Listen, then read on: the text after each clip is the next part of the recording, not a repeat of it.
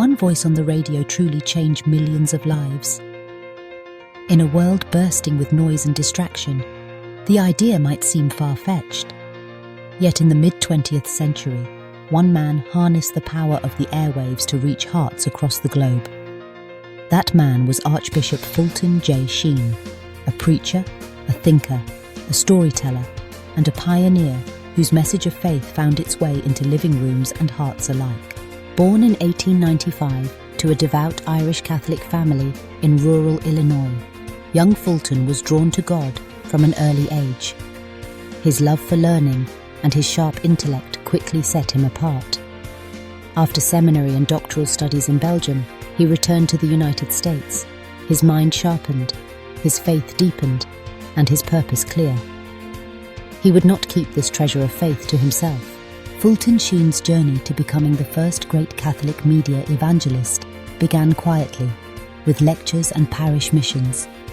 But he soon realized that the new frontier for evangelization lay not just in pulpits or printed pages, but in the rapidly expanding world of mass communication.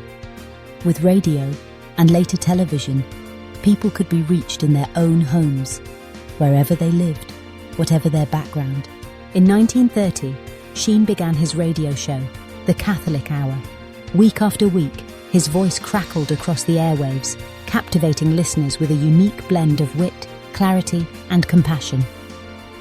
He spoke with an eloquence that made the mysteries of faith accessible to ordinary people.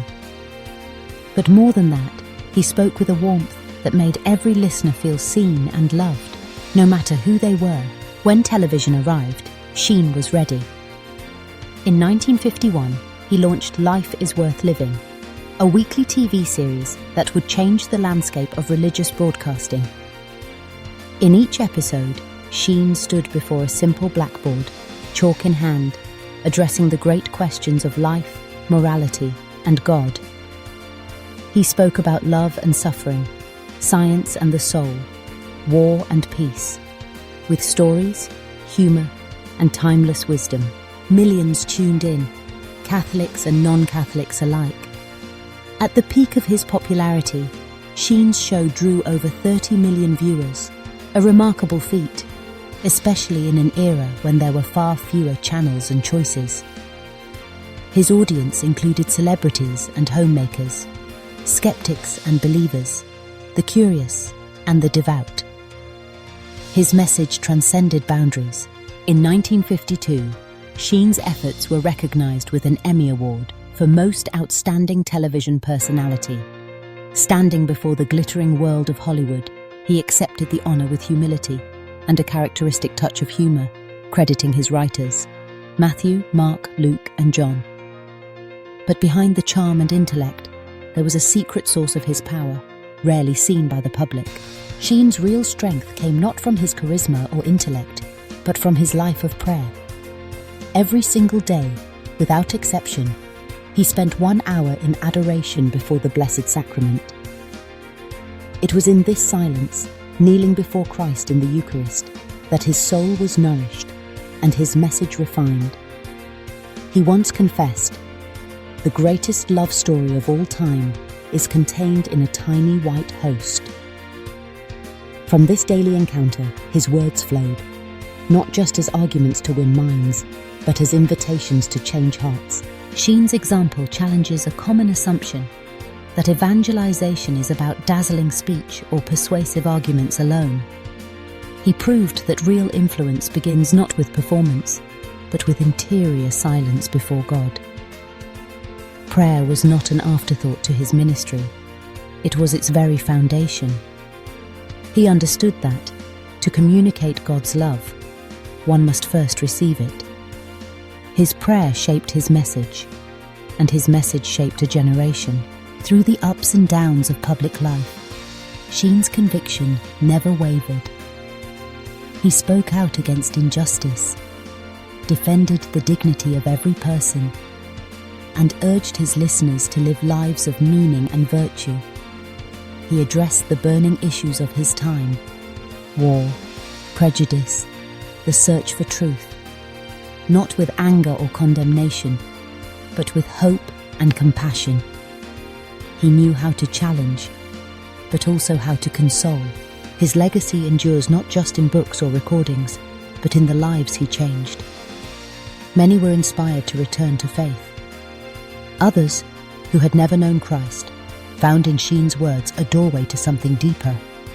Priests, religious, and lay people alike cite him as a formative influence. Even decades after his passing, his wisdom continues to resonate. What does Sheen teach us today? He reminds us that evangelization is within everyone's reach. You don't need a television studio or a national audience to make an impact. Each of us has a voice. Through our words, our actions, our witness. It might be in a classroom, at the dinner table, in a letter, or through a simple act of kindness. The call is the same, to bring the love of Christ to those around us, right where we are. But to do this, Sheen would insist, we must begin where he began, in silence before God. It is there that our fears, ambitions, and prejudices are transformed. There we discover the courage to speak truth and the tenderness to do so with love. There, our own hearts are set on fire, ready to light a spark in others. Fulton Sheen's story is a testament to what God can do through one willing soul. A soul rooted in prayer, aflame with love, and unafraid to use every means possible to share the good news.